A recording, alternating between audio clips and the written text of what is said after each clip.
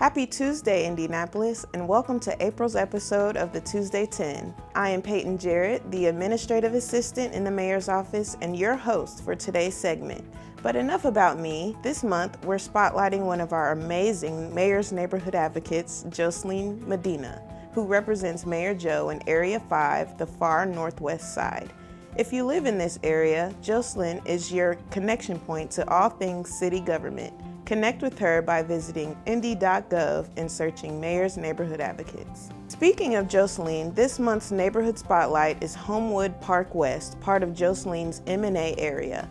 This neighborhood is home to many engaged INDY residents who can be found participating at events like the citywide National Night Out or organizing local neighborhood cleanups. And with leadership that goes the extra mile to connect the community, HOMEWOOD Park West is a model of inclusivity.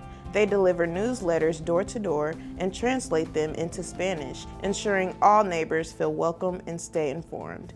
All in all, HOMEWOOD Park West truly sets a standard for the kind of caring community that we should all aspire to be.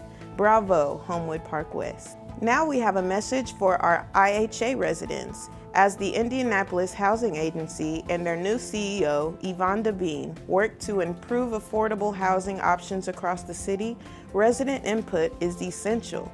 As such, the city is working to put together resident councils for all IHA properties that will function much like neighborhood associations. Members of these councils will be able to support their communities as well as provide helpful feedback to the Indianapolis Housing Agency and the city itself. So, if you or anyone you know lives in a property managed by IHA, please reach out to your Mayor's Neighborhood Advocate to learn more information about these new resident councils. You can find your area's advocate by visiting INDY.gov and searching Mayor's Neighborhood Advocate or simply M&A. Next up, we want to highlight an incredible resource from our Office of Public Health and Safety. For those with transportation or accessibility issues, affordable rides to and from grocery stores is just now a click away. Thanks to a partnership between Lyft, a popular rideshare service, and OPHS's Division of Community Nutrition and Food Policy, Marion County residents can pay just $1 for Lyft rides to SNAP-eligible grocery stores for rides that cost up to $5 by using the code FEEDINDY2025. To take advantage of this opportunity, simply open the Lyft app, access the drop-down menu with the 3-bar icon, click on Payment, and find the Lyft Passes option. This is where you will enter your code again. That is FEEDINDY2025.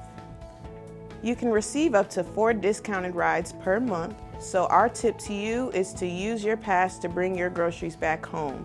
Check out the Lyft app soon to start saving on your grocery trips.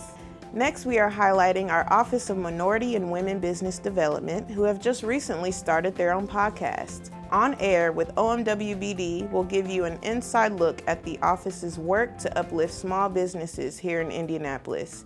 In their first episode, Director David Fredericks and Communications Coordinator Grace Julian discussed the history and function of their office with a special guest, their Senior Manager, Fahad Beg. And going forward, you can expect more interesting conversations just like this one.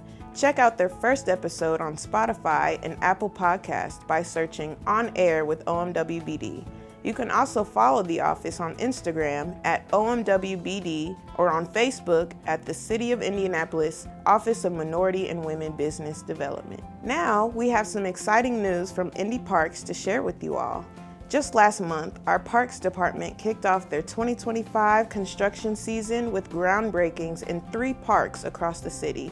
These parks include the near north side's Tarkington Park, the far west side's Chapel Hill Park, and Franklin Township's Community Park on the far southeast side.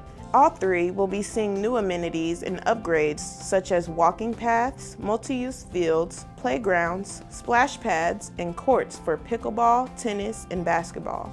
Our neighbors in these areas have a lot to look forward to thanks to funding from local, federal, and philanthropic sources like the Lilly Endowment. And of course, this is only the beginning. Soon, we can also expect to see Indy Parks start work on a project at Dr. Martin Luther King Jr. Park, open the Grassy Creek Environmental Community Center, and welcome residents to the new Riverside Adventure Park. All in all, 2025 has a lot in store for our parks in Indy. And speaking of parks, Earth Day is right around the corner, and what better way to celebrate than by giving back to our environment?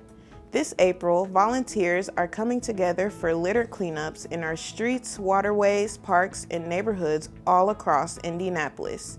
If you'd like to join in, we recommend that you check out Keep Indianapolis Beautiful, the local nonprofit with a plethora of environmental programming and volunteer opportunities available to Indy residents all year round. On their events calendar, you can find cleanups all over the city, including the city's Pleasant Run cleanup that we highlighted in last month's episode of the Tuesday 10. You can find this calendar and more on the Keep Indianapolis Beautiful website at kibi.org. And while you're there, don't forget to check out Adopt a Block and Great Indy Cleanup programs, both of which you can apply for to get a chance to work with Keep Indianapolis Beautiful on your own cleanup. Whatever you do, be sure to spend some time outside this Earth Day. Next on the docket, we are highlighting another important day in April, Tax Day, on Tuesday, April 15th. As we're preparing to file our taxes this year, we want to remind you all the amazing tax resources available here in Indianapolis. For instance, if you or your household's income came to $66,000 or less in 2024, you can take advantage of Indy Free Tax Prep provided by the United Way of Central Indiana. Certified volunteers are available at locations across the city to help ensure you file correctly and claim all eligible credits. Make your appointment now at uwci.org/Indy Free Tax Prep. And you can also check out the Indiana Department of Revenue to access a list of certified tax professionals, find step-by-step filing instructions, track your refund, pay your income tax bill online, and more. That's at in.gov/DOR. Whether you choose to do your taxes on your own or find a professional, be sure to file by April 15th. We have another April date for you all to keep in mind. Saturday, April 26th is National Independent Bookstore Day. Here in Indianapolis, we have a thriving community of booksellers, and there's a good chance you can find an indie bookstore in your very own neighborhood. For example, Fountain Square is home to Indy Reads, where you can pick up your next book or enroll in adult literacy and English tutoring classes. And right next to Indy Reads, you can find the Hero House, your destination for all the latest comics and novelty board games. Heading north, you can visit Dream Palace Books and Coffee in the Old North Side and browse used books while enjoying a coffee or tea. And just a couple blocks from Dream Palace, in Heron Morton Place, sits LOUDMOUTH Books, which hosts a variety of community events like author meet and greets and a children's story hour. To the northwest, in the Riverside neighborhood, you can find the UJAMAA Community Bookstore, telling the story of the African diaspora through books, handmade items, and more. Or, if you're closer to downtown, you can check out the Whispering Shelf in Lockerbie Square, which opened just last spring with a great selection of new books in every genre. Ultimately, no matter where you live in Indianapolis, your next great read is never too far away. This National Independent Bookstore Day, be sure to visit your local indie bookseller and support small business. And lastly, we want to wish our city a very happy EID-AL-FITR, Passover, and Easter holidays. In the Muslim world, EID-AL-FITR marks the end of Ramadan. This year, the holiday falls toward the end of March or the beginning of April, depending on the moon's phases in different parts of the world. Here in Indianapolis, there are plenty of ways to celebrate Eid. You can start your day with community prayer at one of the city's many mosques, and later you can join in on the Greater Indianapolis Unified Eid at the Indiana Convention Center, hosted by the Indianapolis Muslim Community Association and several other prominent Muslim organizations around the city. Our Jewish neighbors will also be observing Passover this month, from sundown on April 12th to sundown on April 20th. Many families will host Passover meals known as seders at home on the first or second night. However, some local synagogues will host their own seders as a way to mark Passover as a larger community. And later in April, on the 20th, the city will also be celebrating Easter, which marks the end of Lent for many Christian denominations. Churches all over Indianapolis will be hosting Easter Sunday services, and you can continue the celebration with Easter brunches at local spots like BOTLEWORKS Hotel or Traders Point Creamery. And if you're looking for a family-friendly fun, there are Easter egg hunts all over the city for children of all ages.